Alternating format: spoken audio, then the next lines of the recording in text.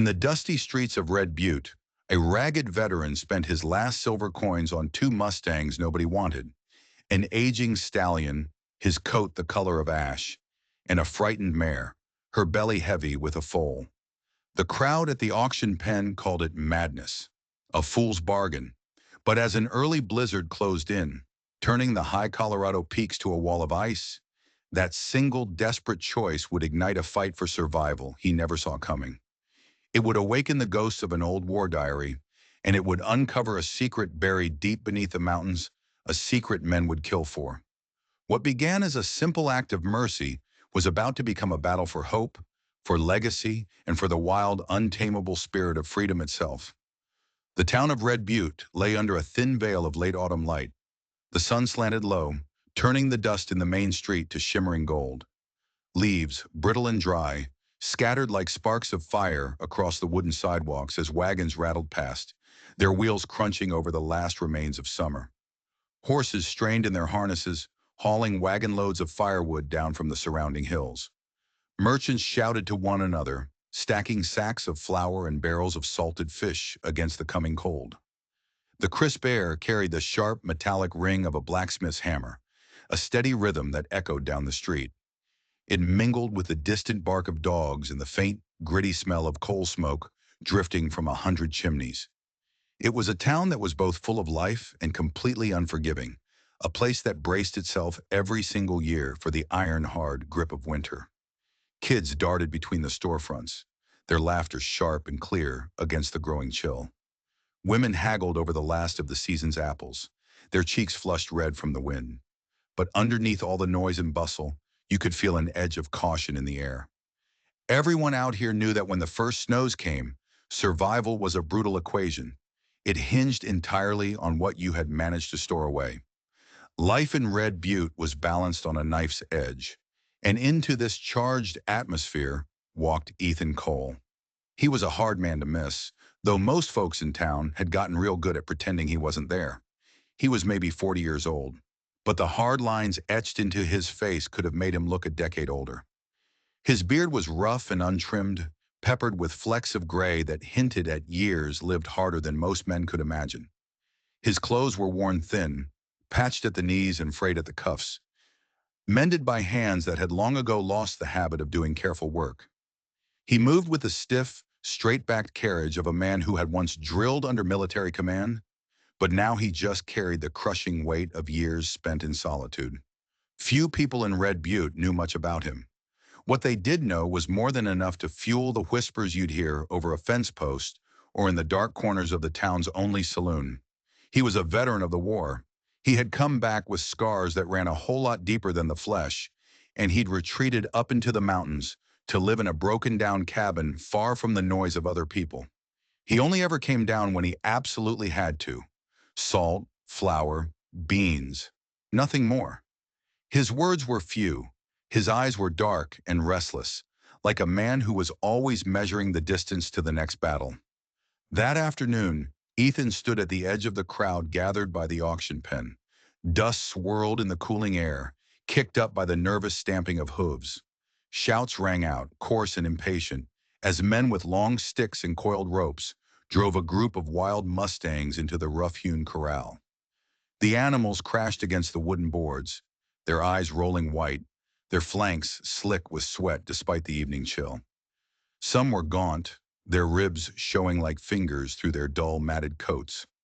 Others lashed out with their back hooves, striking the rails in a frantic, hopeless defiance. The buyers were clustered together, their voices low and businesslike. They talked about the horses like they were sacks of grain. "How many pounds of meat you reckon that one carries?" a big man in a dusty coat asked, nodding toward a broad-shouldered bay stallion. "Not much left on him," another man replied, spitting a stream of tobacco juice into the dust. "They've been penned up too long. The price will be low."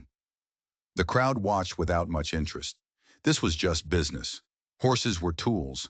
They were commodities. And when their usefulness ran out, their flesh filled a different kind of need. But for Ethan, the sight struck something deep and raw inside him.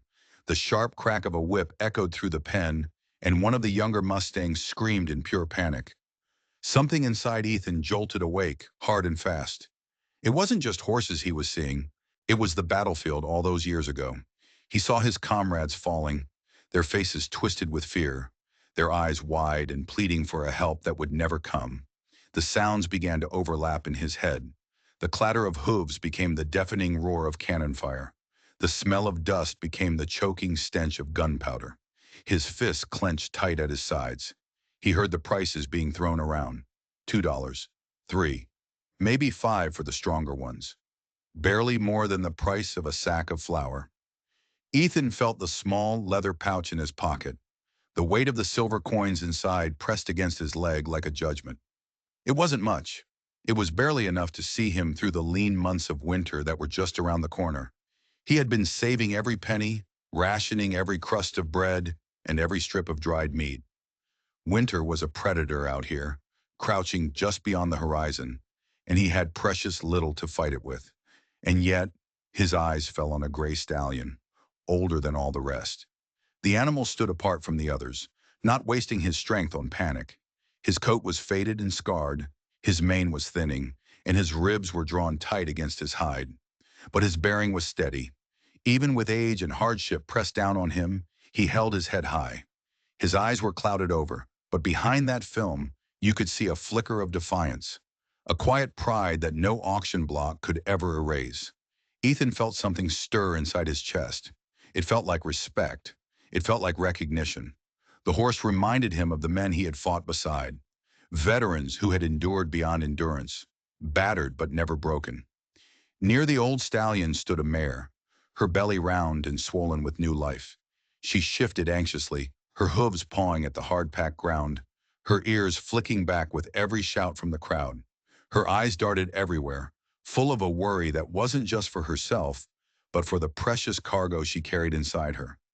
She turned as the crowd pressed closer, trying to shield her belly as best she could. She was trembling from head to hoof, but she was unwilling to give a single inch of ground. For a moment, her gaze locked with Ethan's, and in her dark, liquid eyes, he saw not just fear, but a fragile, flickering thread of hope. It was a look that begged him not to abandon her. He thought of his wife, long gone now, taken by a fever years ago. He remembered the way she had once cradled her own stomach, whispering about a future that was never meant to be. The mare's protective stance wrenched that painful memory into the present with a cruel, sharp clarity. Ethan swallowed hard, a war raging in his chest. If he spent what little money he had, there would be nothing left. Nothing for flour, or beans, or salt pork. He would face the winter with empty shelves, a man already worn thin by years of being alone. Starvation wasn't just a possibility, it was a promise. Yet if he walked away, these two animals were finished. The slaughterhouse was waiting, indifferent and absolute. He pulled the coins from his pocket, letting them clink softly in his palm. Madness, he muttered under his breath. His pulse quickened, but a stubborn voice rose up from deep inside him. It was the same voice that had carried him through fire and blood on the battlefield. You don't leave them, not when they're counting on you. At the auction table, the trader just smirked as Ethan approached. What'll it be, soldier? Got just enough there for scraps. Won't buy you anything worth the hay it'd take to feed it. Ethan set his jaw. He laid down every last coin he had on the rough wooden table. I'll take the gray, he said, his voice low but steady, nodding his head toward the old stallion. And the mare with the belly. The trader let out a short, harsh chuckle, shaking his head. Figures. The two cast-offs. You'll regret this when the snow comes, I guarantee it. Murmurs rippled through the onlookers. That fool veteran's finally gone soft. He'll freeze to death before Christmas. Wasting good money on dying beasts? Ethan ignored them all. With a quiet resolve, he stepped into the corral and took the lead ropes from a handler's hand. The old stallion regarded him with weary eyes, but he didn't resist as the ropes slid over his neck. The mare skittered sideways, her nostrils flaring. But when Ethan spoke softly to her, "Easy, girl, easy now," she stilled, her ears twitching at the sound of his voice. He stroked her neck gently before leading both of them toward the gate. The crowd's whispers followed him, stinging like nettles, but he just kept his head down. Outside the corral, the sun was sinking fast, painting the sky in bruised shades of violet and gold. A sharp wind funneled down through a gap in the mountains, rattling the dry weeds that grew along the trail. Ethan shifted his small pack higher on his shoulder. Inside were only a few handfuls of beans, a single strip of cured meat, and a flask of water. Barely enough for himself, let alone the new burden he had just taken on. The stallion walked slow but steady, each step deliberate and sure. Ethan placed a hand on his powerful shoulder. "Ironhide," he whispered. The name just felt right. An old soldier clad in battered armor, still standing despite the years. The mare lingered behind, glancing back toward the town as though she was still half expecting to be called back to the pen. Ethan tugged the rope gently, catching her gaze. "Come on, Willow," he said softly. "The storm's coming. Better to bend than to break." The three of them, the man, the old stallion, and the pregnant mare, moved together toward the mountains as the twilight deepened around them. Their shadows stretched long across the frozen ground, dark silhouettes etched against the towering cliffs. Ethan's boots crunched over the hard earth, the ropes held tight in his hands. He spoke to them in a low murmur, words that weren't meant for anyone else in the world. "From now on, we stand together.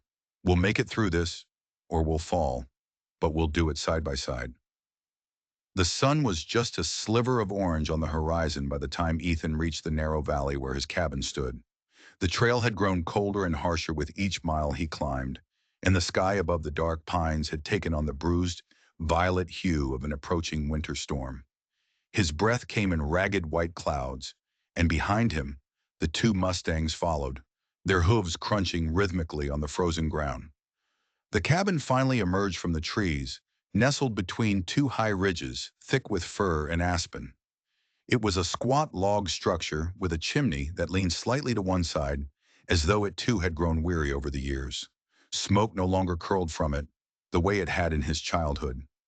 Now it just sat there, hushed and still, a relic in the long shadows of the mountains. Beside it stood the old stable his parents had once used. Time had not been kind to it. The roof sagged inward, its shingles long gone or rotted away. The beams were warped and twisted by years of moisture. The door hung by a single rusty hinge, creaking with every gust of wind. Weeds thrust up between the floor planks, and the thick smell of mold and decay seeped out when Ethan finally managed to push the gate aside.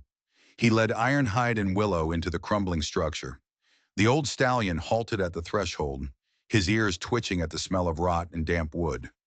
Willow sniffed the air, her nostrils wide, shifting uneasily on her feet. Ethan just stroked their necks, whispering, "It isn't much, but it's going to have to do." He set to work with a grim determination, sharpened by his bone-deep fatigue. He cleared out the tangled weeds, sweeping aside piles of straw that had long since blackened with mildew, until he had managed to clear enough space for the two animals to stand. He gathered up broken boards, driving them into the frozen ground with the blunt end of his axe, and bound them together with coarse, fraying rope. The fence that he built leaned like a drunkard, every nail bent crooked, but it formed a barrier of sorts. Ethan straightened up, his chest heaving, and muttered aloud to no one, "It ain't pretty, not strong, but it's better than nothing." His hands were trembling from the cold, and raw blisters were already forming at the base of his thumbs, but he refused to stop until the very last rope was tied. When he finally stepped back to look at his work, Ironhide was watching him with that same quiet, steady patience. The old stallion lowered his head as though acknowledging the effort. Willow, after circling the small space one more time, settled down near the far wall, her swollen belly brushing against the rough wooden planks. Inside the cabin, Ethan laid out what little remained of his supplies. The small single room smelled of old ash and pine, its corners thick with dust and cobwebs. He spread a piece of old cloth on the table and began to count. Half a sack of cornmeal, a few pounds of beans rattling in their burlap bag, a single strip of salt pork, hardened almost to the consistency of stone, and the bitter dregs of coffee grounds at the bottom of a tin can. A pinch of salt, nothing more. Enough, perhaps, for one man to scrape through a lean winter if he stretched every single bite. But now there were three mouths to feed besides his own. Ironhide, gaunt and weakened, would need careful feeding if he was ever going to recover his strength. Willow, heavy with her foal, would require even more. Ethan's calculations were grim and unforgiving. At their current pace, his stores would last no more than a week, maybe two if he was lucky. He sat down heavily at the table, rubbing the heel of his palm over his tired, burning eyes. The war had taught him many ways to die. By bullet, by blade, by fever, by hunger. And here it was again. Hunger, crouching just outside his door like an old, familiar enemy. He exhaled slowly, trying to steady the rising tide of dread in his chest. But something had changed. The cabin, which had been silent for so long, except for the crackle of his lonely fire, now pulsed with a new life. From the adjoining stall, he could hear the sound of hooves shifting against the dirt floor, and the long, drawn-out sigh of Ironhide settling his weight, the soft rustle of willow brushing up against the wall. Their presence filled the suffocating emptiness that had hung over this valley for so many years. The very air itself seemed different, tinged with the scent of hay and musk and the earthy warmth of animals. It was no longer a tomb filled with memories. It was something closer to a living, breathing home. Ethan lowered himself onto the chair, staring into the fire until the dancing sparks blurred his vision. Doubt pressed down on him, heavy and cold. Had he been a fool to trade away his winter security for two creatures that might not even last through the first storm? He imagined the folks back in town shaking their heads, their laughter echoing through the saloon. That mad veteran, wasting his last coins on dying animals. Perhaps they were right. And yet, when his gaze drifted over to Ironhide, he saw not despair, but endurance. The quiet, stubborn dignity of an old fighter who was still on his feet. When his eyes shifted to Willow, he caught the subtle movement of her belly. Life, stirring within, fragile and relentless. That tiny flicker of a future pulled at him, softening the hard edges of his fear. He whispered into the crackling silence of the room, "At least I'm not alone anymore." Night crept down over the valley, swallowing the cabin in a deep, inky shadow. The wind slid between the logs of the walls, making them groan, and the first snowflakes of the season danced at the threshold, settling in pale, ghostly drifts. Ethan lay on his narrow bed, wrapped in a patch blanket that smelled of smoke and pine. For years he had endured these nights, filled only with the hollow, lonely wail of the wind, a silence so deep it gnawed at your bones. But tonight, the silence was broken. From the stall came the steady, rasping sound of Ironhide's breath, rough but alive, and the occasional shuffle of his hooves. Willow shifted, snorting softly, then quieted down again. Their sounds wove together into a strange chorus that reached Ethan in a place where loneliness never could. He slipped a hand into his pocket, his fingers curling around the worn brass badge he had carried since the war. The metal was cold, its edges worn smooth from years of being touched. He remembered nights on campaign when he had lain awake listening to the coughs and snores of his comrades, the weary groans of men trying to find a moment's rest. It was miserable, yes, but those noises had meant he was not abandoned. Tonight, these new sounds, the hoof, the breath, the rustle, brought back that same improbable feeling of comfort. Ethan closed his eyes, exhaustion pulling at him like a physical weight. Just before sleep finally claimed him, he murmured into the darkness, "Tomorrow, tomorrow we begin again." And with the storm whispering just beyond the walls and two Mustangs breathing just inside them, the cabin no longer felt like a graveyard of the past. It felt, in some fragile, tentative way, like the beginning of something new. The storm came earlier than anyone in Red Butte could have expected. October had barely set its grip on the high mountains when the first heavy snow began to fall, blanketing the ridges in white and choking the air. It should have been weeks before the high country turned to ice.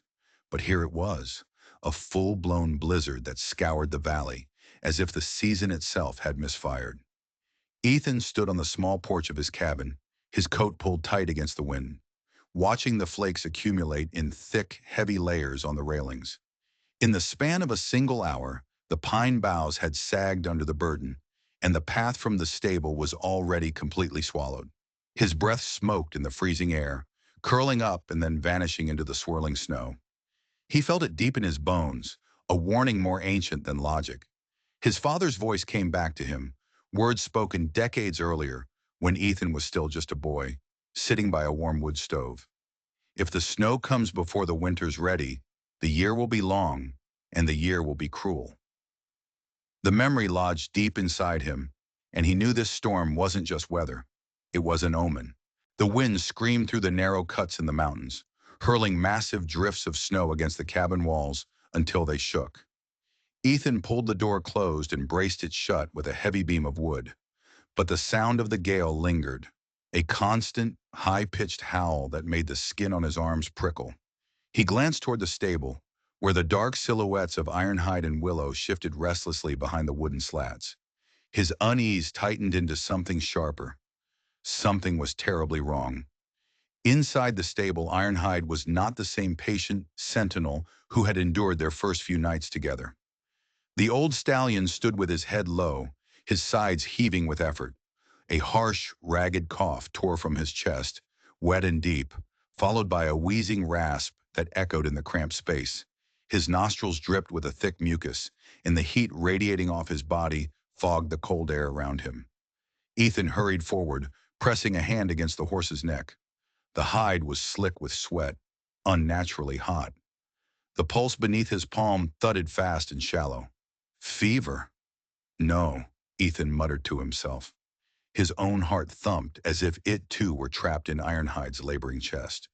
He had seen this before, not in horses, but in men. Soldiers huddled together in muddy trenches, shivering uncontrollably until sweat poured from them. Their eyes glazed over and their lips cracked and bleeding. He remembered the sickening stink of fever and mud and the helpless shaking of hands trying to hold onto rifles when they could no longer even stand. He remembered holding men as they rattled out their last breaths because medicine was too far away and help was too late. He gripped the stallion's mane and whispered fiercely, "Not you. You hear me? You're not going down like they did." His voice cracked against the deafening roar of the wind outside, but already he could feel the cold claws of helplessness digging into his chest. There was no doctor up here, no medic wagon, no storehouse of quinine or laudanum. Just him, his dwindling supplies, and an animal that was burning alive from the inside out. Willow was no calmer. She circled the small stall endlessly, her head tossing, her hooves clattering against the wooden boards. Her ears were pinned back flat against her head at every groan of the storm, her eyes flashing white in the dim lantern glow. Every few minutes, she would kick lightly at the wall as though she were testing it. She was restless and tense. Ethan ran his hands along her belly, and his blood ran cold. The muscles there were tight as a drum, spasming under his palm. The foal inside was shifting, not with the gentle, rolling movement of life, but with the urgent, sharp contractions of a body that was preparing for birth far too soon. "Damn it," he breathed. The storm's penetrating chill, the stress, the confined space, everything was conspiring to push her toward labor. It was far, far too early. A foal born into this storm, into this bone-chilling cold, would have almost no chance of survival. The thought of Willow crumpled in the straw, her newborn gasping for breath in the frozen air, twisted Ethan's gut into a hard knot. He paced back and forth between the two Mustangs, Ironhide hacking and wheezing, Willow circling and circling, the snow hammering relentlessly against the roof. His thoughts began to spiral. Fever, premature birth, hunger, cold. Death was pressing in from every single side. The lantern on the table flickered as the wind forced its way through the tiny cracks in the cabin walls. Ethan sat down at the small table, the old brass badge from his uniform clenched tight in his fist. The storm's roar filled the entire valley, but inside his head there was another sound, the crack of rifles, the shouts of men, the low groans of the dying. The memory blurred with the present until he saw Ironhide in place of his comrades, coughing up blood in the muddy trenches. He saw Willow in place of a soldier's wife he had once promised to bring home safe. He heard the voice of Captain roar, as if the man were standing right there behind him. A soldier never leaves a comrade behind, not when he can still fight to keep him breathing. Ethan's hand shook around the badge, the metal biting into his palm. The storm rattled the shutters, but it was the echo of Roar's command that thundered louder inside him. He stared at the wall until the words took form on his own lips. Not this time. I won't watch another life slip away. Not in front of me. Not while I can still stand. His chest tightened with the sheer force of the vow. He shoved the badge back into his pocket and rose to his feet. The cabin seemed smaller now, its shadows crowded with a new sense of urgency. He scanned the shelves, the meager sacks of meal and beans, the iron pot blackened by years of use, the axe leaning against the hearth, and the old trunk in the corner. The one he hadn't touched in months. He knew what was inside it, scraps from the war, a half-forgotten medic's kit, perhaps something that could help. He moved to the window. Snow clung in thick sheets to the panes. The world beyond erased to a blurry wall of white. Leaving the horses in the decrepit stable meant leaving them to freeze while sickness and fear consumed them. The boards rattled with every gust of wind, threatening to collapse at any moment. Ethan squared his shoulders, his heart hammering against his ribs. He couldn't just wait for luck or for mercy. He had to act. And he had to act now, with what little he had. "We'll fight this together," he whispered into the storm, though the words were meant for himself as much as for the two lives that were now depending on him. "You're not dying out there. Not while there's still a fire in here." And with that, he began to clear a space in the cabin, preparing to bring the Mustangs inside, where the only warmth left in the valley still burned. The wind shrieked against the cabin walls as Ethan pushed the door wide open. Snow whipped inside in a sudden violent rush, scattering across the floor like spilled salt. He braced himself against the gale, then tugged hard on Ironhide's lead rope. The old stallion balked, his hooves planted firm, his nostrils flaring at the unnatural prospect of entering the dark human dwelling. "Come on, old soldier," Ethan urged, his voice low but steady. "In here's warmer than out there. Trust me." Ironhide snorted, tossing his head, but Ethan leaned in close, resting a hand against the horse's trembling neck. The contact lingered, a quiet communion between them. With another gentle tug, Ironhide took one tentative step forward, and then another, until his massive frame filled the doorway. His hooves clattered loudly on the wooden floor, the sound alien and strange in the tiny room. "Good," Ethan whispered, pulling him further in. "That's it. You're not alone. Not tonight." Willow followed, her ears twitching nervously, her eyes darting toward the flickering firelight inside. She hesitated at the threshold, her belly quivering with every new contraction. The smell of smoke and pine made her toss her head, but the promise of warmth drew her on. Slowly, cautiously, she crossed into the cabin, snuffling at the corners as though she were searching for hidden dangers. The room seemed to shrink around them at once.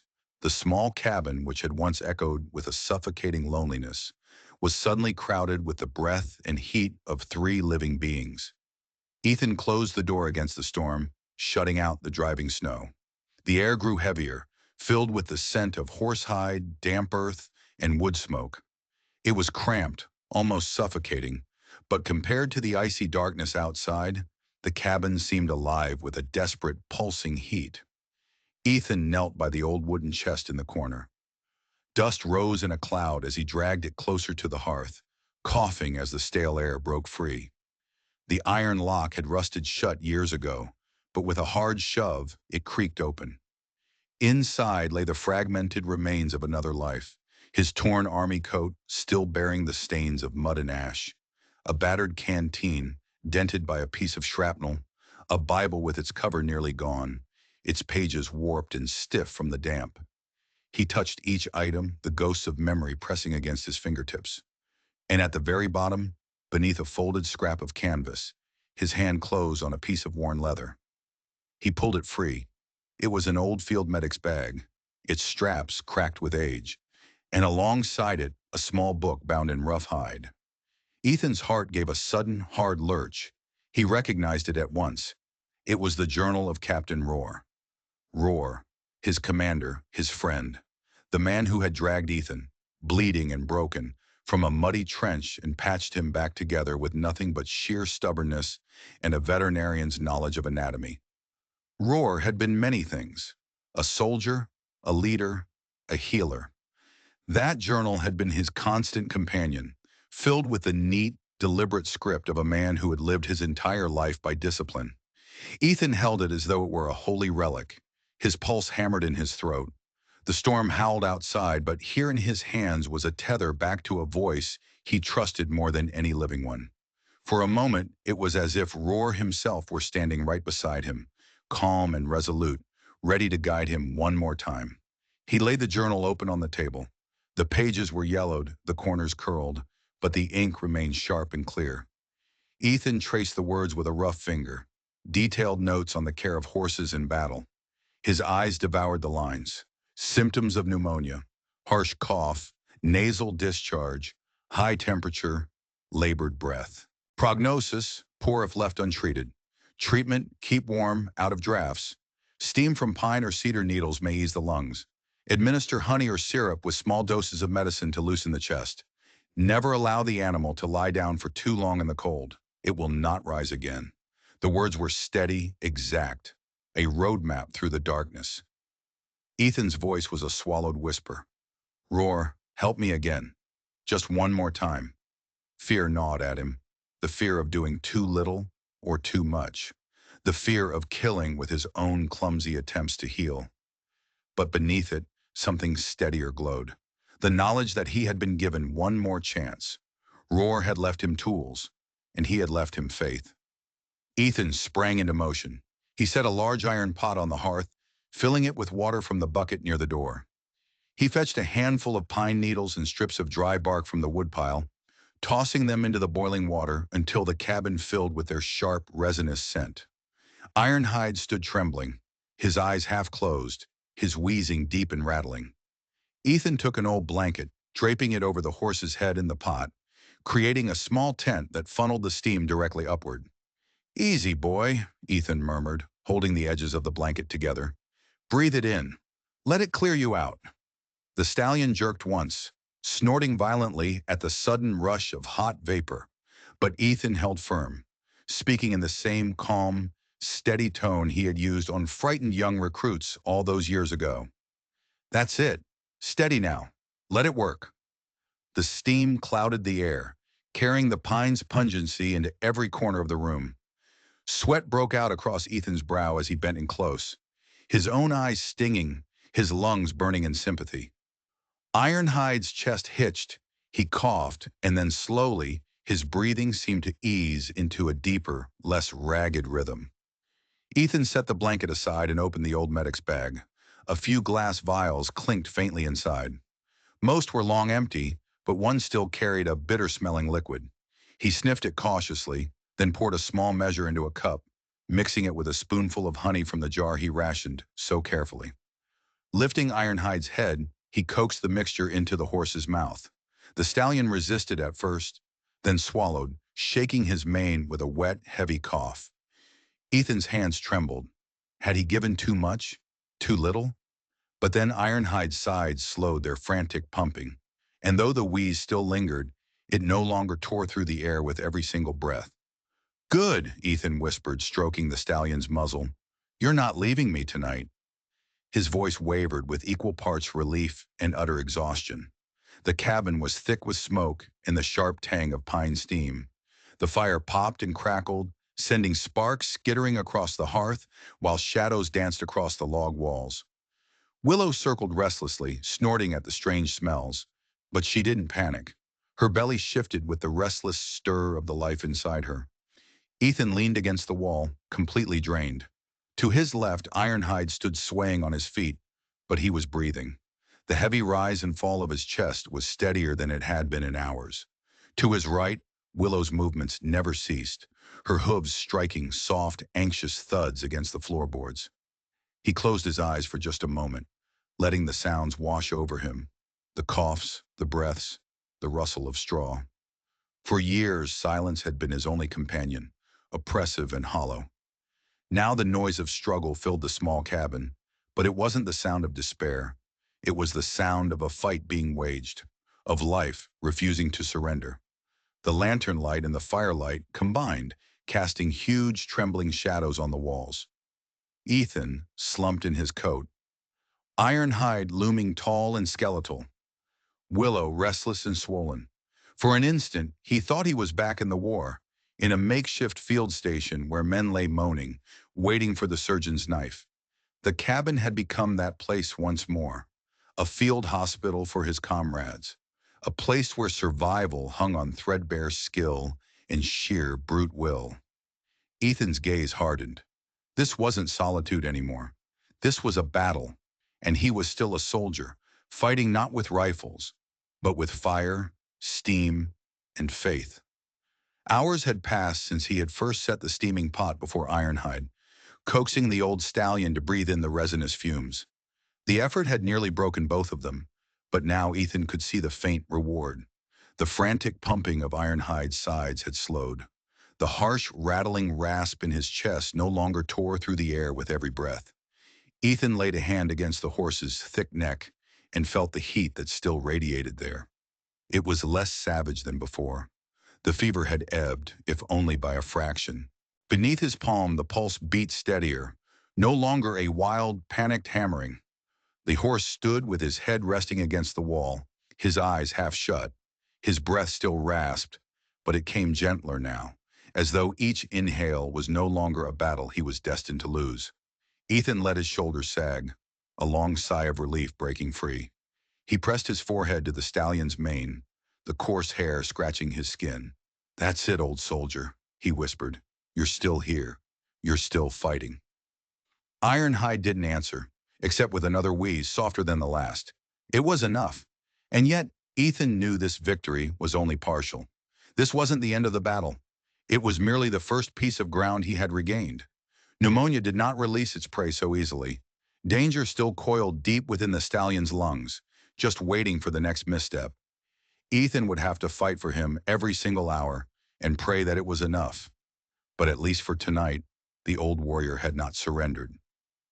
Ethan turned, drawn by a sound from behind him. Willow had not been still for hours. Her hooves thudded restlessly on the floor as she circled, her mane damp with sweat, though the cabin was cold enough to frost his breath. Her flanks shuddered as her muscles clenched and then released, a rhythm that was too sharp, too early. He watched her closely, holding the lantern high. Her tail lifted, then fell again. Her breathing was shallow and quick.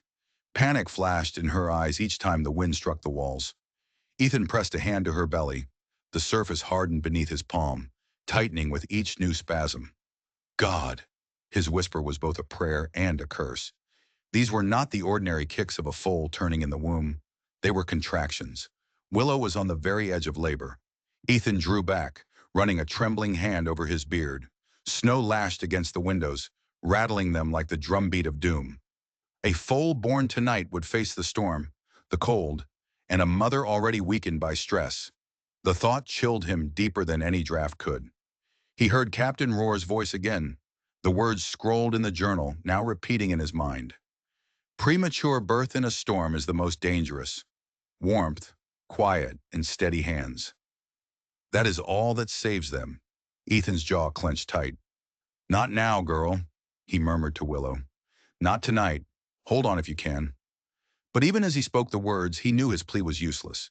Nature cared nothing for timing. He felt helpless for a moment, watching her eyes roll white, her body quivering with every false start. Then he snapped back to himself. Helplessness was a luxury soldiers didn't get. If she went into labor, he had to be ready. He pulled the journal from the table, flipping through the pages with rough fingers until he found the section he had been dreading. Foaling. Emergency measures. The inked notes marched across the page in Roar's steady, unwavering hand. "Always prepare clean cloths. Boil water. Keep your knife sharp, sterilized if possible. Do not interfere unless the foal is stuck. Do not let the mare lie down for too long in the cold. Patience and warmth save more lives than intervention." Ethan set his jaw. "All right, Captain. You're here with me. Let's do this." He shoved the pot back onto the fire, filling it with fresh, clean water. He threw in more pine needles and some dried herbs he had scavenged in better days, letting the steam cleanse the air. He cut strips from an old sheet, dipping them in the boiling pot, then hanging them near the hearth so they would dry sterile. His hands shook from fatigue, but he worked with the grim precision of a soldier cleaning his rifle before a battle. He dragged the blankets from his own bed, spreading them in the corner where Willow liked to circle. He piled more wood on the fire, forcing the flames higher until the cabin glowed with a harsh, flickering light and the heat pressed heavy on his face. Willow still moved restlessly, occasionally letting out a short, sharp cry. Ethan walked beside her, his palm outstretched, murmuring, "Easy, girl. You're not alone. I'll be right here with you." The smell of smoke and boiling herbs filled his lungs, carrying him back through the years. He saw another room, smaller and darker. His wife, Sarah, lying pale and gasping for breath. No doctor had come in time. His hands had been just as useless then as they felt right now. He gritted his teeth, forcing the memory back down into the dark. "Not again," he swore under his breath.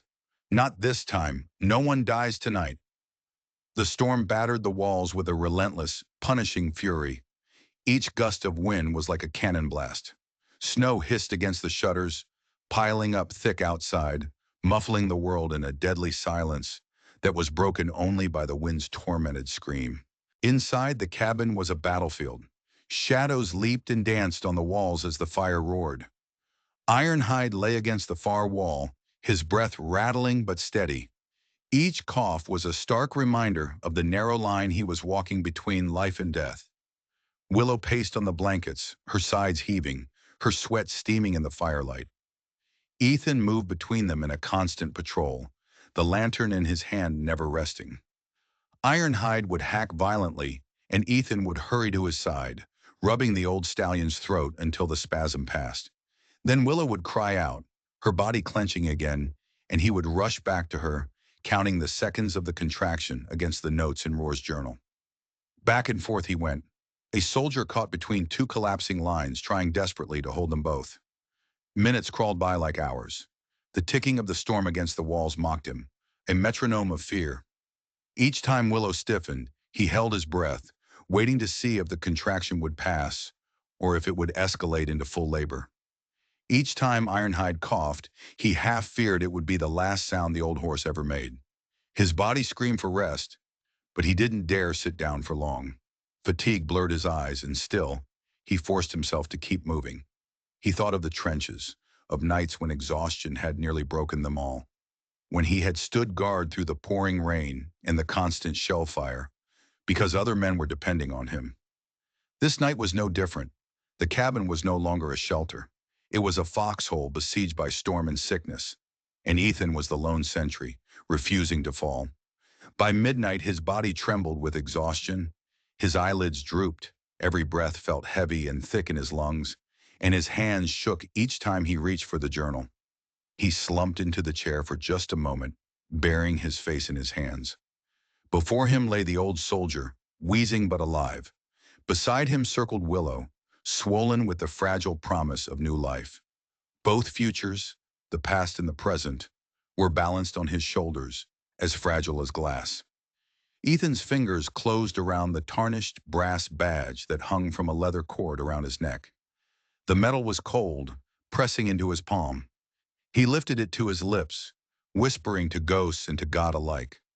"No one dies tonight, not under my watch, not while I can still fight." The word fight struck like a spark in his weary chest.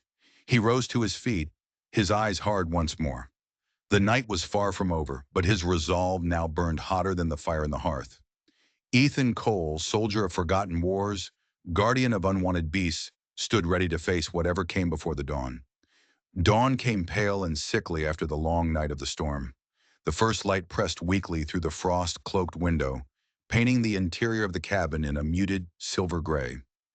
Ethan stirred from a restless half-sleep, his body heavy as lead, his eyes burning from hours without rest. The cabin was bitterly cold. The fire in the hearth had collapsed into little more than a bed of glowing embers, their warmth barely enough to push back the chill that crept in through every crack in the walls. His breath came out in soft white plumes as he pushed himself upright. Ironhide still stood in the corner, his sides rising and falling with a labored rhythm. The fever had broken somewhat during the night, leaving the old stallion weary but alive. He coughed now and then, a low, wet sound that echoed in the small room, but the frantic rasp in his breathing had lessened. Ethan's hand brushed along the horse's neck, feeling a warmth that was tolerable rather than searing. "You made it through another night," he whispered. On the other side of the room, Willow lay briefly before shifting again, her belly taut and restless. She groaned softly, her breath fogging in the dim lantern glow. The contractions still gripped her body in waves, though they were not yet strong enough to herald the birth. Ethan crouched beside her for a moment, stroking her damp mane, before the weight of his fatigue pushed him back to his feet. He crossed to the corner where he kept his food. Kneeling, he tugged open the burlap sacks, his hands numb with a dread that settled in before he even looked inside. What he saw hollowed him out even further. The sack of cornmeal had only a thin scattering left, clinging to the bottom. It was hardly enough for a single loaf, even if he stretched it with water and bark flour. The bag of beans rattled emptily when he lifted it. Only a handful remained. The piece of salt pork was no more than a shriveled lump, hard as stone. There were just a few pinches of salt and the bitter dregs of coffee grounds. He stared at the pitiful pile of food spread out on the table. For one man alone, rationed carefully, it might have been enough to stretch through the worst of the cold months. But now there were two horses to feed as well, one of them carrying a new life that demanded even more nourishment. The small stack of hay in the stable was all but gone. Ethan ran the numbers in his head, his mind cold and mechanical. 3 days, perhaps 4, if he starved himself and cut their portions down to dangerous lows. After that, they would all begin to weaken, and the blizzard would finish what hunger had begun. His knees gave way, and he sank onto the chair, burying his face in his hands. He had seen this before, in another form. Trenches stripped of supplies, men gnawing on leather straps, collapsing from hunger before enemy bullets could even find them. The knowledge was a weight he could not shrug off. Hunger killed faster than any rifle, and it was stalking his cabin. The storm outside had been only the opening strike. Starvation would be the siege. After a long, heavy silence, Ethan rose and moved to the small chest under his bed. His hands trembled as he pulled it free, dust rising in a gray cloud. He opened the lid and reached inside. Beneath a folded blanket lay the only thing of value he had never traded, never sold, never let go of. A silver watch lay cold in his palm. Its case was scratched and worn, the engraving of an eagle nearly rubbed smooth by years of touch. He thumbed the catch and let it spring open. Inside, the hands still ticked with a stubborn precision, though faintly slower than they once had. The sound was soft, like a tiny heartbeat echoing from another life. It had been given to him at the end of the war, an award for bravery in the last battle before his discharge. Men had died all around him, comrades had fallen into the mud and smoke, and somehow he had staggered out alive. The watch had been placed in his hand, as if survival itself were a medal. Since then, it had never left him. Through the solitude, through the grief, through the long winters, when silence was his only company, the watch had been a link to his former self, a soldier who had once had brothers fighting beside him. Ethan stared at it until his eyes blurred. His thumb traced the smooth edge of the case, his reflection warped and distorted in its dull shine. He had always believed he would die with it in his pocket, the last relic of a life lived. Now it was no longer a keepsake. It was currency. The thought cut him deeper than the cold ever could. But the image of Ironhide gasping for breath, of Willow trembling with a life that was fighting to be born, these weighed heavier than any sentiment. The choice was clear. The watch could not keep them alive. But if he traded it, it might. He snapped the watch shut, the sound like the sharp crack of a rifle. The storm had weakened with the dawn. The wind no longer screamed, though snow lay piled thick against the door. The sky outside was a pale, bruised blue, heavy with more clouds. But for now there was a fragile lull. Ethan bundled himself in his heaviest coat, cinching the frayed belt tight around his waist. He pulled on boots that were stiff from years of wear, tying the laces with hands that still shook. He slung an empty sack over his shoulder. Soon, he hoped, it would not be empty. He turned back to the corner where his charges rested.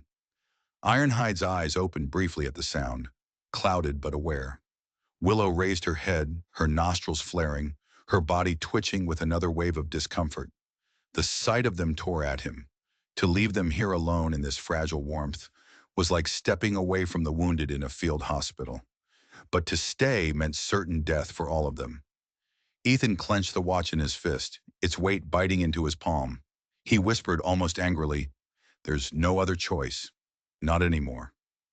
Before stepping out, he crouched beside Willow.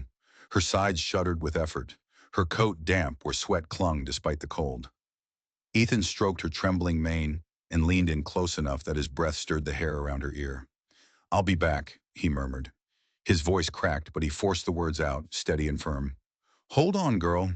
Keep strong for me. I swear I'll come back." For a moment, her dark eyes met his. She exhaled a long, sharp breath, as if she were acknowledging his promise. Behind her, Ironhide shifted, a faint rumble in his throat that sounded almost like a scent. Ethan pressed his forehead to Willow's for a heartbeat, then pulled away. "Stay alive," he whispered. "All of you." He opened the door. The world outside struck him with a wall of frigid air, sharp enough to steal his breath. The snow, though no longer falling, lay deep, swallowing his boots to the calf as he stepped forward. The empty sack hung at his shoulder, and in the pocket of his coat, the silver watch rested, a final sacrifice waiting to be bartered for life. He glanced back once. Through the crack in the door, he saw the faint glow of the hearth and the dark silhouettes of two horses shifting in the shadows. The cabin flickered like a fragile lantern against the endless, unforgiving snow. Then he pulled the door closed and faced the path ahead. His figure soon vanished into the trees, swallowed by the drifts in the silence, leaving behind a home that seemed to breathe only faintly without him. Each step down the mountain carried the weight of dread, but also of resolve. He walked with the cold knowledge that the lives he had left behind him now hung entirely on what he would do before the next storm returned. And so Ethan Cole set out, burdened by loss, driven by duty, into a world of ice and uncertainty, toward the town below and whatever price his past might buy. The little bell above the door gave a hollow, lonely jingle as Ethan pushed his way into the general store. His shoulders sagged with exhaustion. Snow clung to the folds of his coat, and his unshaven face was shadowed beneath the brim of his hat. In one hand, he clutched the silver watch, wrapped carefully in a piece of cloth, but still warm from being pressed against his chest all morning. The store smelled of flour dust, leather, and kerosene. Shelves lined with jars of beans, salt, dried fruit, and bolts of cloth looked almost sinfully luxurious compared to the stark emptiness of his own larder. The shopkeeper, a barrel-chested man with spectacles balanced on the end of his nose, looked up from tallying his accounts. His gaze fell to the cloth bundle Ethan laid carefully on the counter. With deliberate fingers, Ethan unwrapped the watch. Its tarnished silver shine caught the dim light. The eagle engraving was still visible, still proud, despite its years of wear. The shopkeeper's brows rose. He picked it up, turned it over in his hands, tested the hinge, and listened to the steady, quiet tick. "A fine piece," the man said at last, his voice low with approval. "Good weight, good name. I could sell this to the banker tomorrow for a tidy profit." Ethan nodded once. "I want provisions.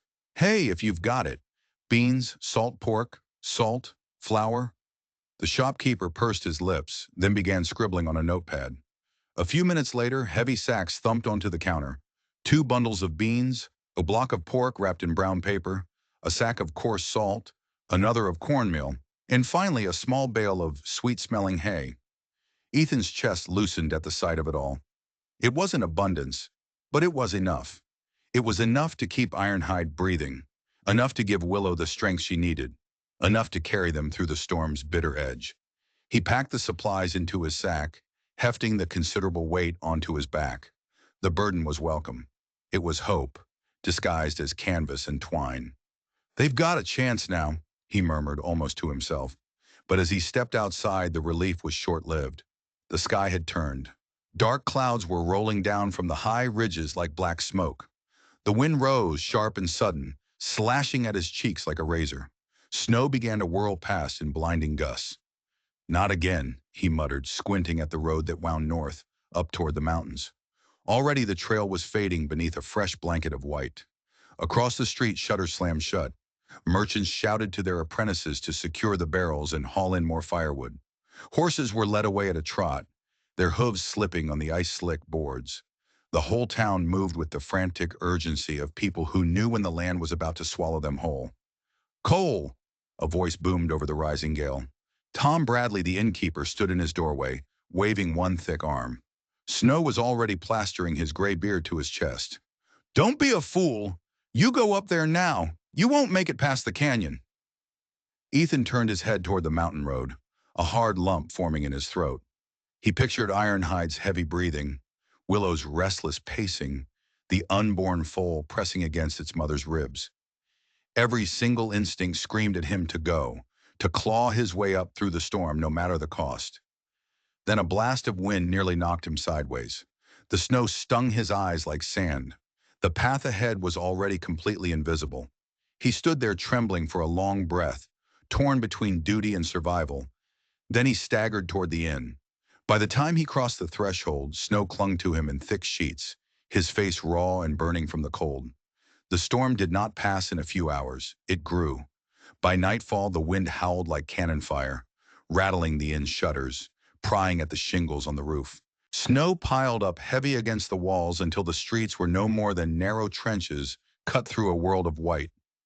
Ethan sat by the fire in the inn's common room, his sack of provisions stacked at his feet like a soldier's kit.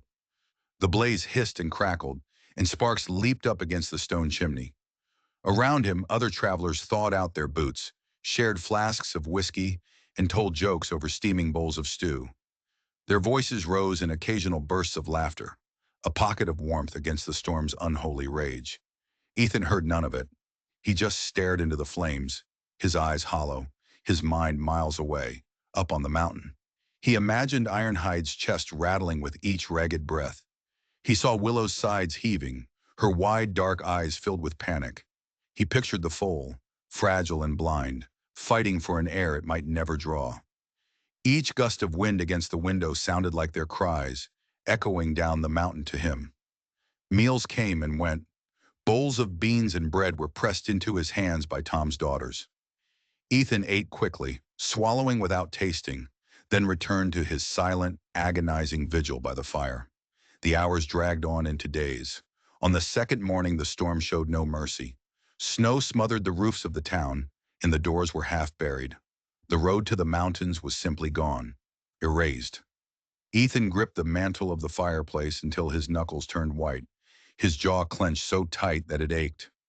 By the third day, a cold despair began to creep into his bones, like frost.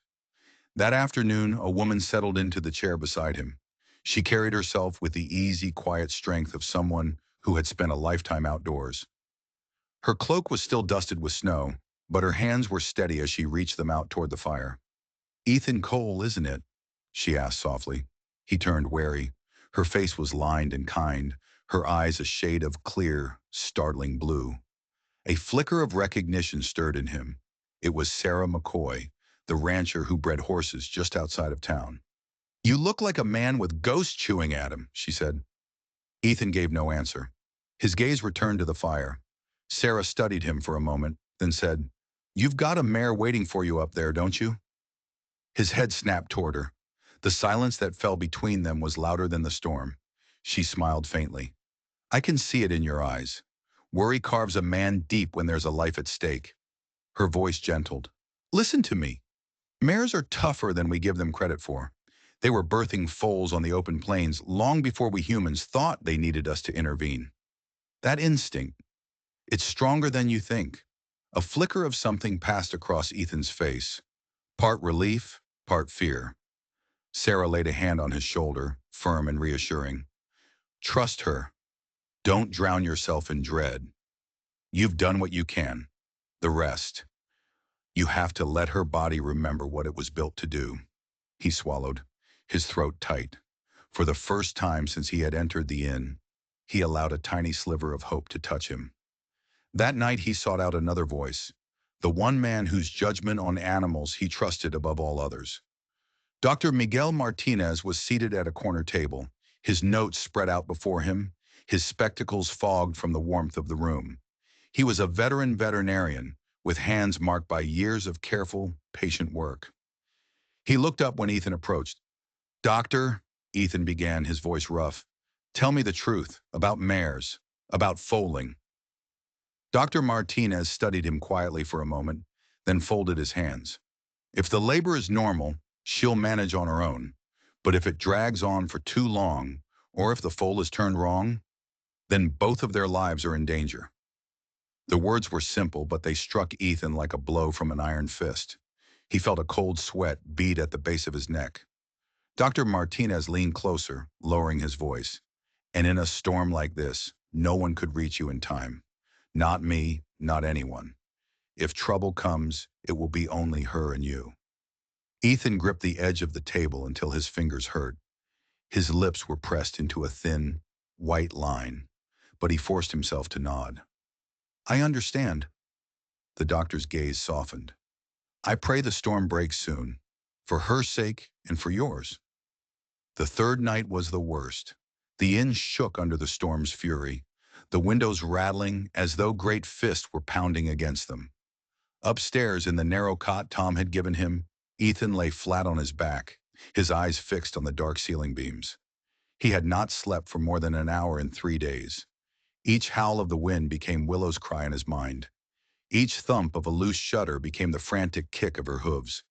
He saw Ironhide buckling to the ground. He saw Willow collapsing in a pool of blood and snow. He saw the foal, born into a cold, dead silence. His hands clenched the thin blanket until his nails tore through the fabric. Don't, he whispered into the dark. Please don't let me lose them. Not like I lost her. Sarah's face appeared in his memory. His wife, Sarah, pale and gasping, her body torn by a labor that had never ended. He had held her hand until it grew cold. That failure lived inside him, a wound that was still deeper and more painful than any bullet had ever left. Now the fear returned, sharper than ever before. If Willow died, if the foal was lost, it would be his wife's death, replayed. It would be his punishment, renewed. The hours crawled by. No rest came. Only the frantic pounding of his own heart and the storm outside, merciless and unending. The fourth morning broke in an eerie silence. For the first time in days, the wind had eased its grip on Red Butte. Snowdrifts lay deep and heavy across the streets, rising up against the door frames and bearing half the wagons, but the sky above showed faint streaks of a pale, watery blue. The storm had finally moved on, leaving behind a world that was muted, fragile, and blindingly white. Ethan rose before the inn had fully stirred. He shouldered his pack, heavy with the beans, the salt pork, and the hay he had wrapped tightly in canvas. The weight bowed his back, but he welcomed it. This was the cost of survival. This was what would buy them one more chance. The road out of town was no road at all, just a narrow trough carved through chest-high drifts of snow. Each step sank him to his knees, sometimes deeper. But he pushed forward, his teeth clenched, the cold air burning his lungs. The cold gnawed at his fingers and his toes, but the fear gnawed harder. Every thought pressed him upward. Ironhide wheezing alone in the dark. Willow's body racked with contractions. The foal struggling to be born in the cold and the silence. If either of them had failed while he sat useless in town, if they had suffered while he warmed himself by Tom Bradley's fire, he knew he would never be able to forgive himself. Hours bled away in the slow, agonizing climb. His legs trembled with the effort. His shoulders screamed from the weight of the sack. Still, he pressed forward, dragging himself up the familiar trail, through canyons that had been transformed into white abysses, across ridges where the wind-driven snow cut like knives against his skin. At last the trees opened, revealing the little cabin huddled in its valley. A thin curl of smoke rose from the chimney, carried away by the weak wind. Ethan stopped in the snow, his chest heaving. His heart was pounding faster than his body could explain. The fire was still burning. Someone, something, was still alive inside. He stumbled forward, his boots crunching in a desperate rhythm, until he reached the door. His hand shook as it closed over the frozen latch. The cabin was warm when he stepped inside, the air heavy with the lingering scent of pine smoke and horse sweat. For a heartbeat he froze, afraid to see what waited for him in the shadows. Ironhide stood in the far corner, his legs braced but firm. His coat hung shaggy and unkempt, but his eyes, once clouded and dull, now gleamed with a spark that Ethan hadn't seen in weeks. The old stallion lifted his head, his nostrils flaring, and loosed a soft, low rumble that rolled through the small room. Ethan's throat closed up. He dropped the heavy sack with a thud and crossed the room in 3 long strides, his hands burying themselves in the horse's coarse, thick mane. Ironhide pushed his muzzle against Ethan's chest, his breath hot and steady. "You stubborn old bastard," Ethan whispered, his voice breaking. "I knew you wouldn't leave me." The horse's breath washed over him. It was rough, but it was alive. Ethan pressed his forehead against the stallion's skull, remembering the night he had crouched here in the steam, and the fear, begging him to just keep breathing. He had fought then, as he always had, quietly, fiercely, with the stubbornness of an old soldier. "You made it through," Ethan murmured. "You stayed." It was then that he heard another sound, a soft rustle of movement, lighter than Ironhide's, coupled with a faint, high-pitched whicker. Ethan turned. In the other corner lay Willow, her body curled on a makeshift bed of straw. Her sides rose and fell with exhaustion, but her eyes were calm and steady as they lifted to meet his. She was alive, spent, but safe, and beside her, wobbling on impossibly thin legs, stood something Ethan had not dared to hope for. A foal. Its coat was still damp, clinging in dark tufts where it had dried unevenly. Its legs trembled with every attempt at balance, its knees buckling, its tiny hooves skittering across the wooden floor. Its ears flicked uncertainly, its tail twitching in uncoordinated jerks. But it stood. It lived. Ethan's knees buckled and he dropped to the floor. His chest convulsed, his breath shuddering out in a sound that was tangled with laughter and tears. He pressed a hand to his mouth, staring at the impossible sight before him. "You!" His voice failed him. He laughed again, a sound that was broken and wild, shaking his head in disbelief. "You did it!" He crawled closer, careful not to startle them. Willow's ears twitched, but she did not move away. She watched him with tired but gentle eyes as if to say, "It's all right. He belongs here." Ethan reached out a trembling hand and brushed the foal's damp forelock. The tiny head wobbled, pressing weakly against his palm. His chest swelled with something he had not felt in years, a pure, unguarded sense of wonder. The foal staggered suddenly, its long legs collapsing beneath it. Ethan gasped, his hands half raised as if to catch it. But the little body scrambled, its hooves scraping, until it stood once again. Step by step it tried, its front legs bent awkwardly, its back legs tangled, its whole body swaying as though the very weight of existence was too much for it to bear. Yet every time it faltered, it pushed itself upright again, quivering, but determined. Ethan's vision blurred with tears. He saw not just a foal, but every young soldier he had ever watched stumble through their first march, their rifles too heavy, their boots too big, but their eyes alight with the fierce fire of refusing to yield. Clumsy, fragile, stubbornly alive. "That's it," Ethan whispered, his voice thick with emotion. "Fight. Show the world you won't fall."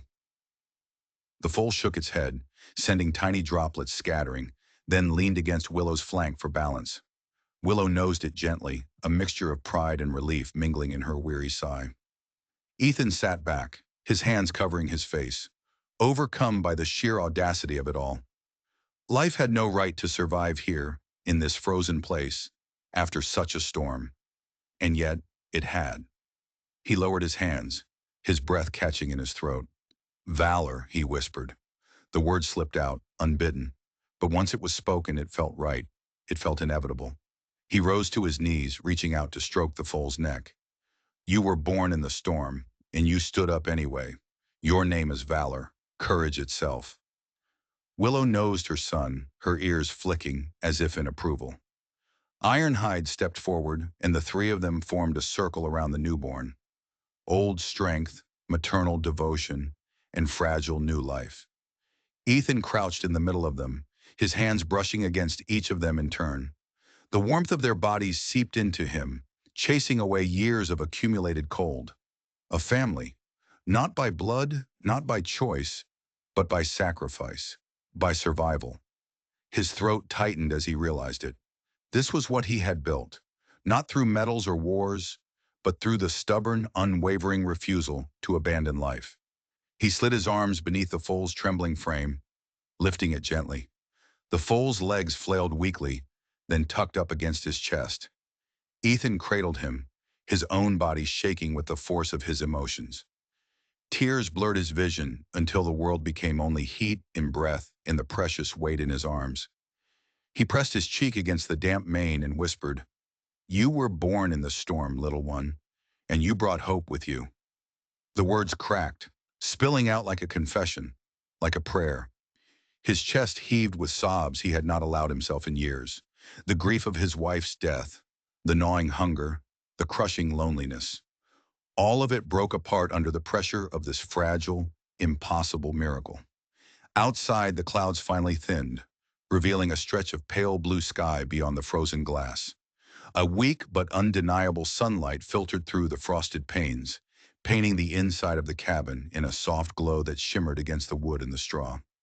The storm's rage had spent itself, but winter did not retreat.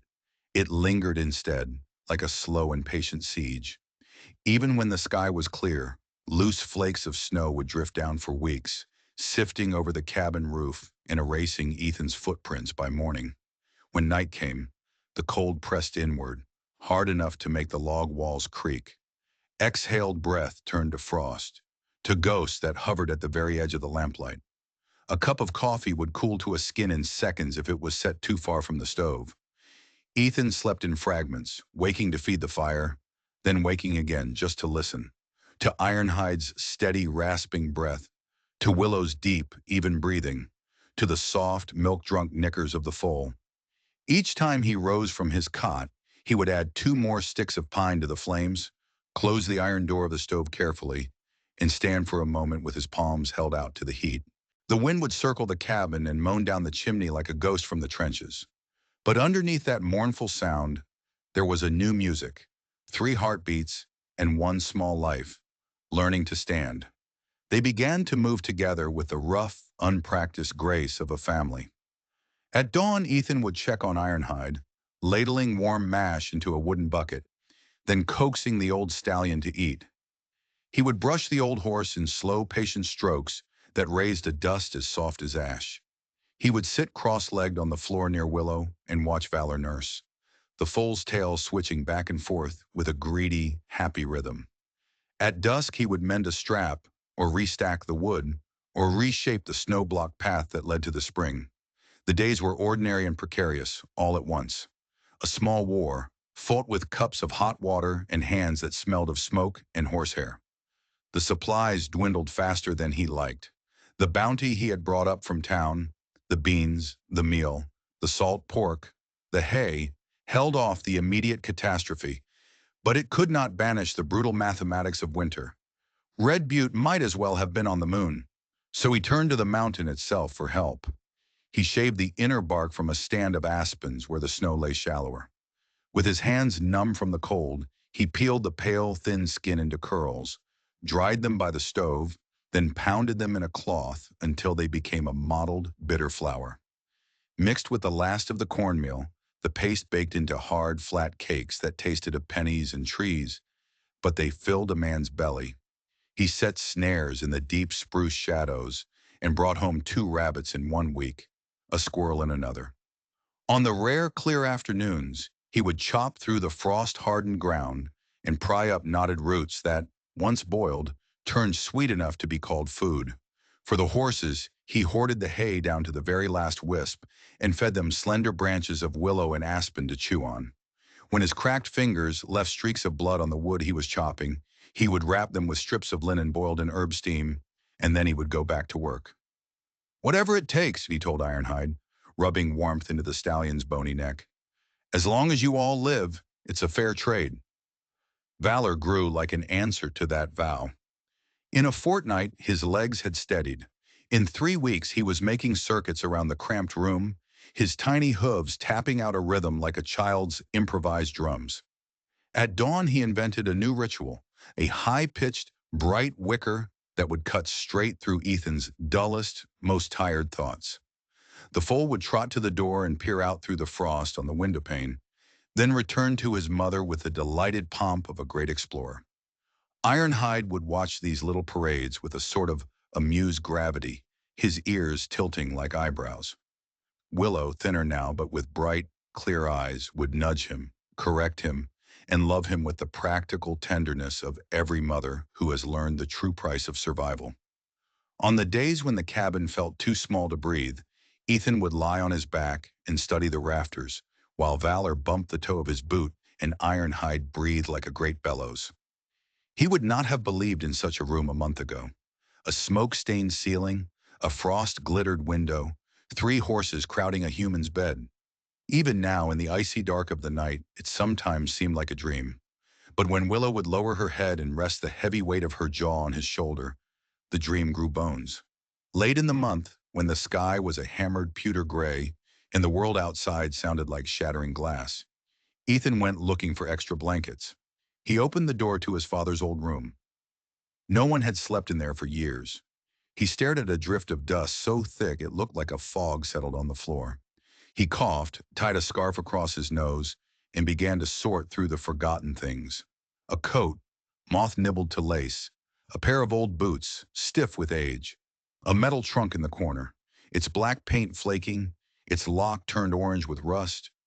He wedged a chisel under the lid in pride. The lock surrendered with a brittle pop. Inside lay the leftovers of two lives, dog-eared field manuals, a wool scarf that smelled faintly of pipe tobacco, and a bundle stuffed with brittle, yellowed newspaper and tied with a piece of twine. He worked carefully, fearing the whole thing would crumble to dust in his hands. Beneath the paper lay a heavy piece of parchment, stamped with a seal he recognized without wanting to. The Eagle of the United States government. He blinked, then wiped his fingers on his trousers and picked it up. The words resolved themselves slowly. Survey numbers, acreage descriptions, signatures written in a clerk's precise, elegant hand. Mineral rights. To this mountain. He swallowed hard and set the parchment down, as if the heat from his hand might scorch it. Another bundle lay beneath it, smaller, wrapped in oilcloth and bound with a thin strip of leather. He slipped the knot loose with the same reverence he had used on Captain Rohr's journal. A letter emerged. The paper was yellowed, but the ink was still as dark as the day it had dried. He knew the handwriting at once. Ethan, it began, the letters as tidy as a drill line. If you're reading this, it means the mountain has kept you alive long enough to hear me out. He sat down at the table, the letter trembling slightly between his thumb and forefinger. The stove hummed softly. Valor nosed the corner of his coat, breathing a warm, milk-scented breath into his sleeve. Ethan read on. Rohr wrote of the chaotic months after the war, when land had changed hands faster than judgments. He had staked claims, not to plunder the land, but to shield it. Acreage purchased as a trust, a line of paper armor against the men who would hack the mountains down to their ribs for a living. He had chosen this particular ridge because he had seen Ethan's eyes when the boy-turned-soldier had looked at it. There is copper under your feet, the letter went on, and silver threaded through the rock like frost. But that is not the wealth I care to leave you. These papers will keep the wolves back, if they're signed by the right jackals. I kept these for you, because you will steward this place better than any company clerk. If you must trade with them, do it on terms that will shame them into decency. Better yet, keep the land whole. What you save will outlast your own name. Ethan read the last lines 3 times, as if repetition could make the dead man speak again. If you are starving, use what you must to live. But if you can afford it, leave the heart of the mountain untouched. The richest vein up there is not red metal. It is the breath of anything you have sworn to protect. He let the page lower into his lap. The stove snapped as a log broke in two, flinging a spark behind the grate. Willow shifted in her bed of straw. Valor yawned and collapsed at her side in a tangle of knees. Ironhide turned one ear toward him, a dignified acknowledgement that the world had changed yet again, and he would allow it to proceed. Ethan laid the parchment beside the letter and smoothed them both out with the flat of his hand. He imagined Captain Rohr standing right behind him, with that familiar half-smile that meant the old man was about to ask a hard thing of him and trusted him to say yes. "Captain," Ethan said, his voice quiet, "I hear you." He looked from the papers to the horses. The foal twitched in some dreaming race. Willow's breath moved a loose strand of her mane with each exhale. Ironhide snored faintly, a sound like a floorboard settling in an old house. If this is a legacy, Ethan whispered, it pays out in hay and shelter first. And maybe in something bigger than us, if I do this right. He folded the letter, not to hide it, but to keep it warm. Outside, the wind took a rest, and in the sudden pause, the mountains seemed to lean in closer, as if they too wanted to know which choice a man would make when the snow finally let him walk again. Spring arrived like a rumor at first, then a promise that no storm could deny. The snow didn't vanish so much as it relented, shrinking back from the black trunks of the fir trees, loosening its grip on the stone shoulders of the ridge, pulling back from the creek until the water showed itself in shards and then in trickles. The birds tried out their notes like young boys testing their voices. The trail hardened in the daytime and glazed over with ice at night.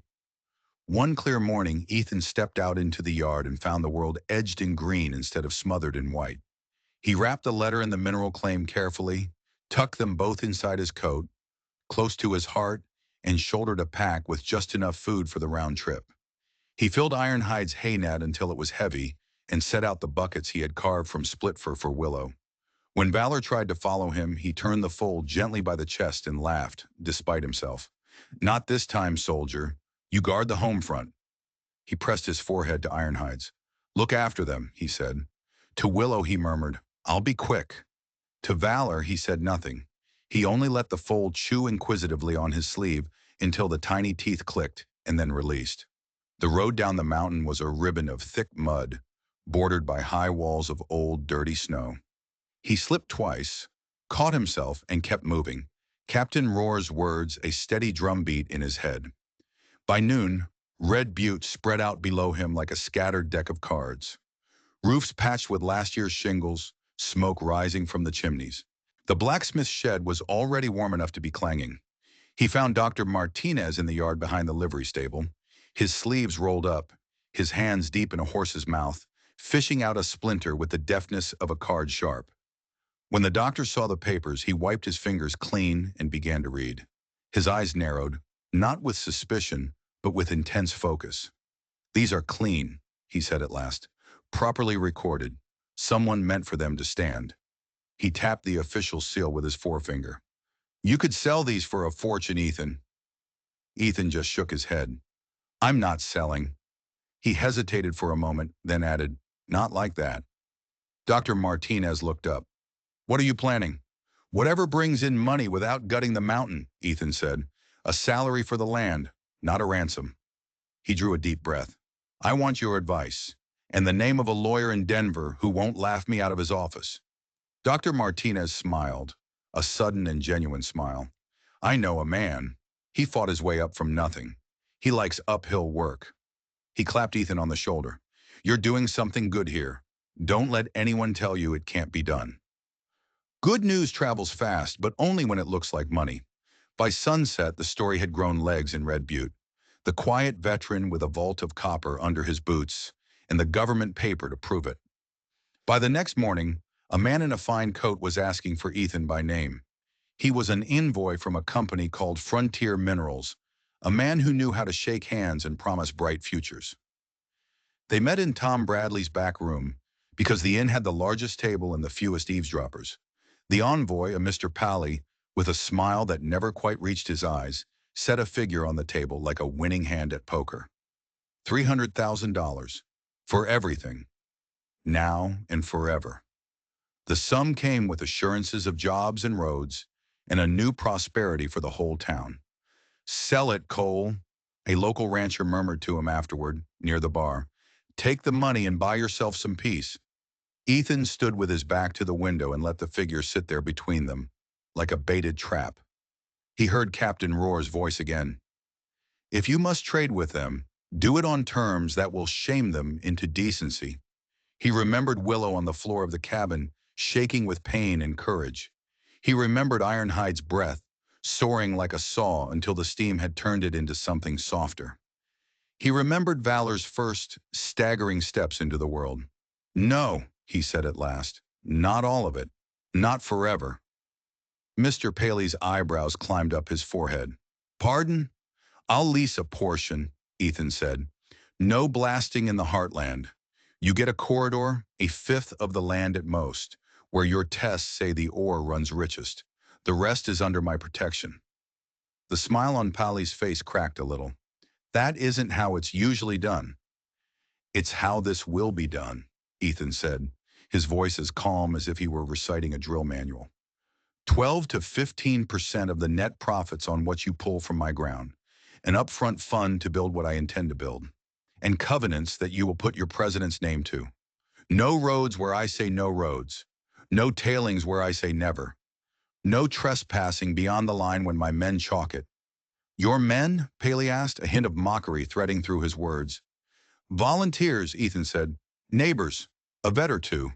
We'll call them whatever you like in the contract. Paley's smile vanished entirely. You're a poor man, Mr. Cole. Poor men do not dictate terms to companies like mine. I've been poorer than this, Ethan said quietly, and I've dictated terms to bullets. They went back and forth for 2 days, Paley rewriting, Ethan refusing. The lawyer from Denver, Dr. Martinez's man, turning every one of Ethan's demands into a legal clause that bit both ways. Red Butte watched the dance with the fascination of a town that had just bet on its own future and didn't yet know the odds. In the end, compromise found them, because time and risk demanded it. 12% of the net profits, with auditing rights written in plain English. An upfront fund of $50,000 in cash, not promises, to be spent at Ethan's sole discretion on buildings and feed and whatever medicine a good veterinarian wanted to have stocked. 20% of the land under controlled mining operations. 80% under protections that read like a fence made of solid law.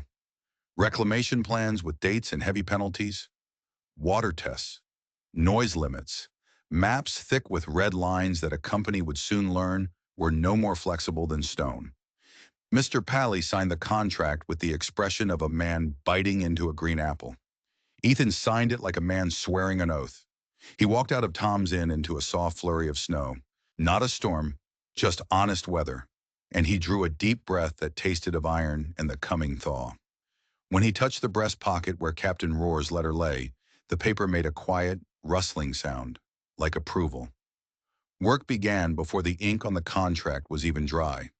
Ethan bought lumber from a sawmill on the river and hired 3 men to haul it up the mountain. He and Dr. Martinez planned a small infirmary with a roof pitched to shed the snow and windows that would take in the morning sun.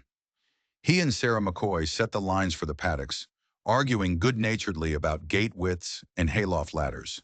He hired a schoolboy to help him dig post holes, and the boy learned quickly which end of a shovel bit the dirt best.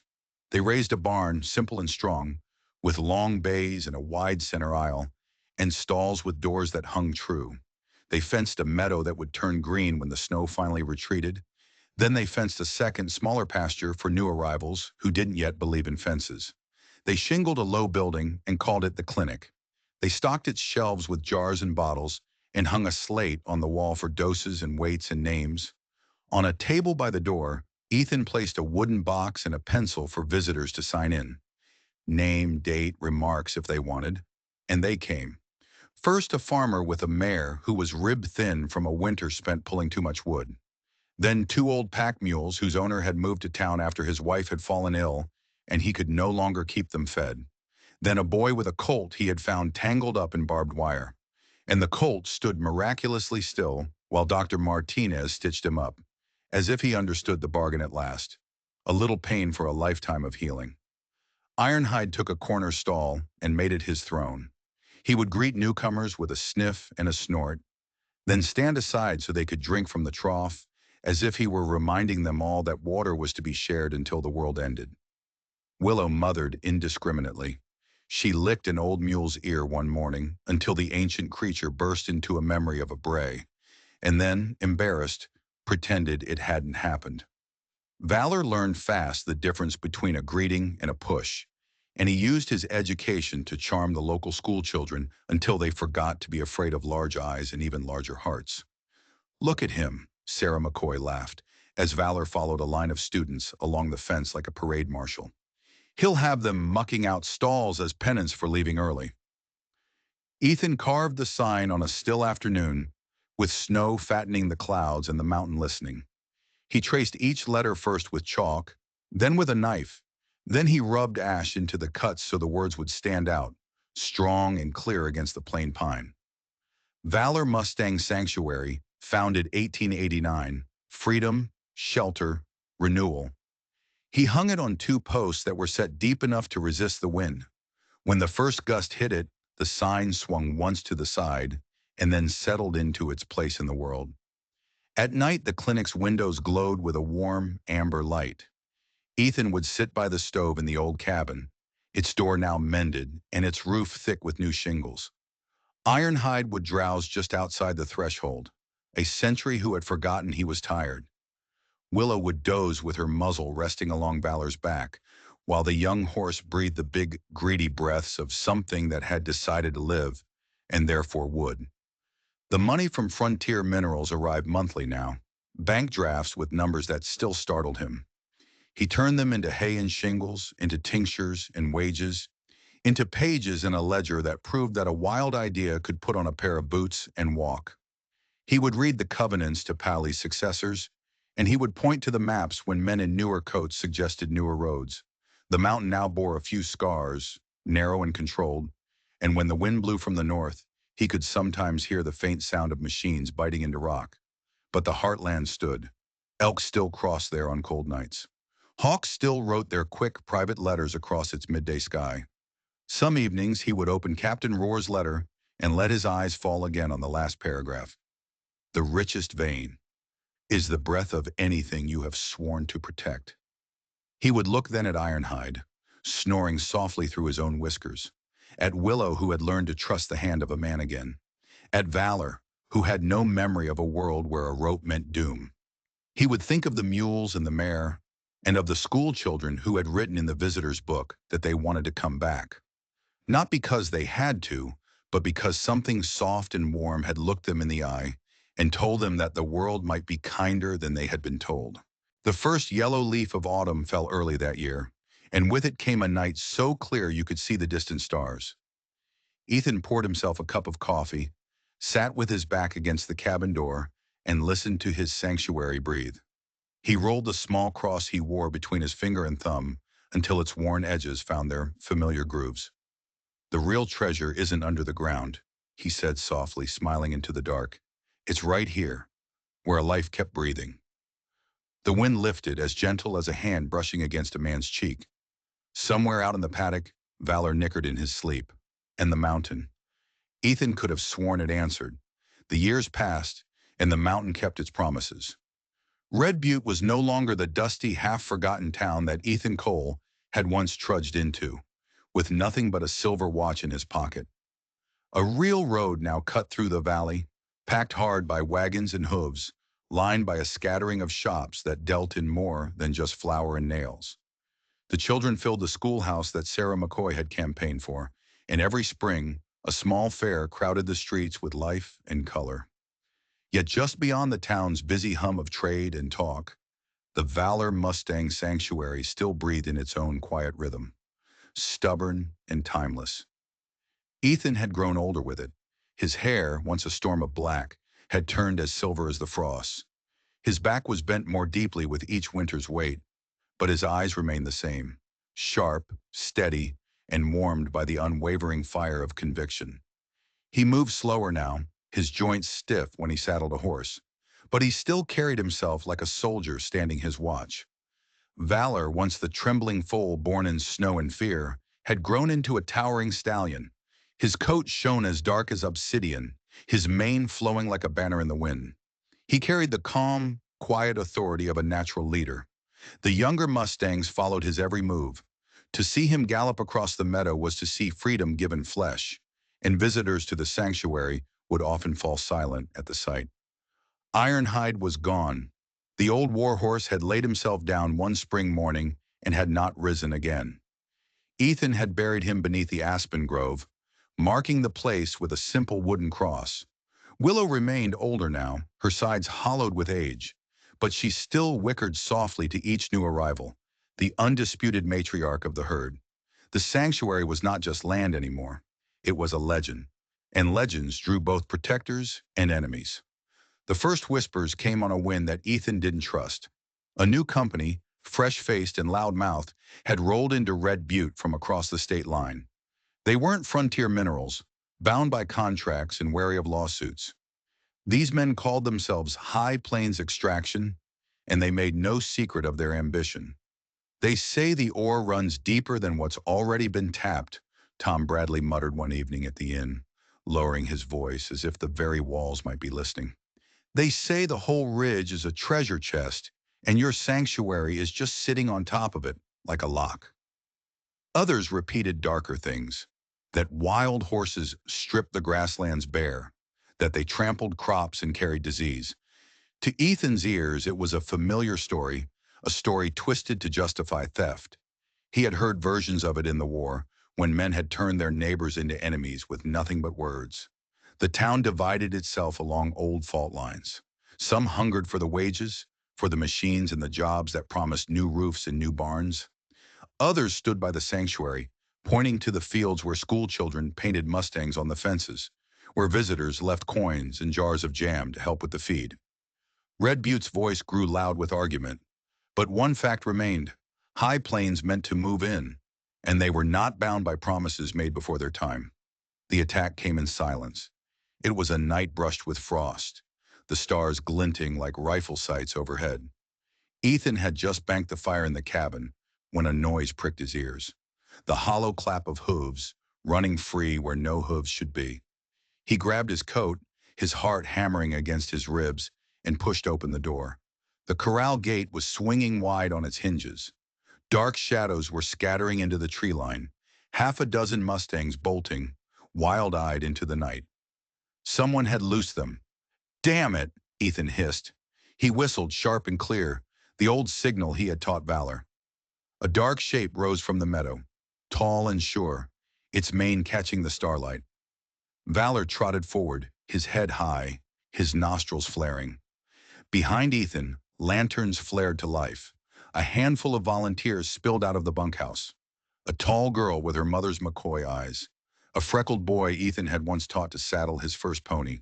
Two men from town who had traded their shifts at the mine for nights on watch at the sanctuary. "They opened the gate!" the girl cried. Ethan pointed to the tree line. "They won't get far. Not in this dark. Come on." They plunged into the woods, the snow crunching under their boots, their breath fogging in the cold air. Branches lashed at their coats, and the shadows twisted ahead of them. The thunder of hooves ricocheted off the canyon walls. Ethan's chest burned, but he pushed himself harder, driven by a memory of snow and silence, and of a newborn foal that had once stood up simply because he had refused to stop. A cry split the night, a shrill whinny, cut short by the echo of stone against stone. Ethan burst through a gap in the trees just in time to see a young foal slip on a patch of ice near a high ledge, its legs skidding out from under it toward the sheer drop. "Valor!" Ethan shouted. The stallion surged forward like a bolt of lightning, his body low, his muscles rippling. He planted himself between the foal and the drop, his shoulder striking the smaller horse with a controlled, powerful force. The younger horse stumbled back, saved from the edge by Valor's sheer weight. The volunteers whooped, rushing in with their ropes, herding the scattered Mustangs back toward safety. Ethan leaned against a pine tree, his chest heaving, and whispered into the night, "It's not hunger anymore. It's not the weather. It's greed, and it won't stop knocking." They knocked the very next morning. Literally. 3 men in city coats rode up the road, their boots polished, their hats too clean for honest work. One of them dismounted, brushing a piece of dust from his sleeve, and strode over to Ethan, who was standing at the gate. "Mr. Cole," the man said, his voice smooth as oil, "I represent High Plains Extraction. We're prepared to offer you a handsome price for this land. Sell, and we'll make you a rich man. Refuse." And he paused, smiling thinly. "And accidents happen. Horses wander. Fires start." Ethan's spine straightened, though a sharp pain lanced through his back. He met the man's eyes without blinking. "I've faced rifles in winters you can't even imagine. You think threats are going to move me?" "You're an old man," the envoy sneered. "And you're a fool," Ethan answered. "This land survived a war, a storm, and starvation. It'll outlast you, too. As if on cue, a sound rose up from behind him, the solid, commanding snort of valor. The stallion stepped into view, his black coat glistening, his eyes burning with the wild, calm fire of something that could never be tamed. He towered at Ethan's shoulder like a sentinel carved from the mountain itself. The envoy's smirk faltered. "This sanctuary doesn't bend," Ethan said quietly. "Not to men like you." The town heard of the exchange before sundown. The word was carried faster than any rider, by store clerks, by ranch hands, by children who ran home with their eyes wide. Within days, Red Butte began to choose. Some came with lumber and nails, reinforcing the sanctuary's fences. Others stood watch at night, their lanterns swinging as they patrolled the tree line. Sarah McCoy's granddaughter painted signs with the school children, bright colors on rough planks. "Hands off our horses. Freedom runs here." They hung them on the gates, and visitors nailed their own children's drawings of Mustangs alongside them, until the entrance bloomed with defiance. Even those who had once doubted found themselves swayed. The sanctuary was not just Ethan's anymore. It was theirs. A place their children had touched. A story they could tell. "We won't let them take it," Tom Bradley declared, standing at the gate one night with his shotgun resting across his lap. "Not while Red Butte still breathes." The clash came sooner than Ethan had hoped. Gunshots cracked across the valley one dawn, as sharp as whips. The horses screamed in terror. Ethan and his volunteers ran toward the sound, their rifles slung over their shoulders, their boots tearing at the frosted grass. In the lower meadow, a band of rough-looking men were firing into the air, driving a wild herd into chaos. "Poachers!" the sheriff roared, arriving astride his powerful bay. He raised his badge high. "Put those rifles down!" The men only laughed, aiming lower now, closer to the horses' legs. Panic began to spread through the herd. Then Valor appeared. He thundered down the slope, his mane flying, his muscles churning beneath his dark coat. The entire sanctuary herd followed behind him, Willow among them, her old stride still fierce and strong. They charged as one, a living wall of hooves and breath. The poachers faltered, their rifles lowering under the sheer, unstoppable force of the sight. For a single heartbeat, the meadow froze. The law, the thieves, the town, and the storm of Mustangs all staring each other down. "Enough!" Ethan's voice rang out, carrying the undeniable weight of a man who had outlived too many battles. The rifles dropped. The sheriff's men moved in, clapping iron cuffs on wrists. The poachers cursed, but no one heard them over the cheer that rose up from the ridges, where the townsfolk had gathered to watch. When spring came in full, painting the valley green, the streams laughing, free of ice, Ethan stood once more on his cabin porch. His hand rested on the rail, his eyes following the meadow where Valor now led the herd through the new, sweet grass. Children played along the fence, pointing and laughing, their drawings fluttering like banners in the breeze. He felt his age heavy in his bones, but he did not feel loneliness. Not anymore. The sanctuary no longer stood because one man had refused to fall. It stood because a town had chosen to rise with him. He watched Valor lift his head, his ears pricked, his mane flowing in the wind. The stallion trotted forward, strong and unbroken, carrying with him the weight of every storm they had ever endured. Ethan smiled, whispering to the wind, "The fight never ends, but neither does freedom, not while we stand together." The mountain answered him with a silence that was deep and steady, the kind of silence that meant it was listening. Thank you for staying with us until the end of the story. We'd love to hear from you. Share your thoughts in the comments below and let us know your favorite part. If you enjoyed this journey, don't forget to like, share, and subscribe to our channel for more captivating stories like this one. And don't miss out. Hit that notification bell so you're always updated on our latest content. Your support truly means the world to us.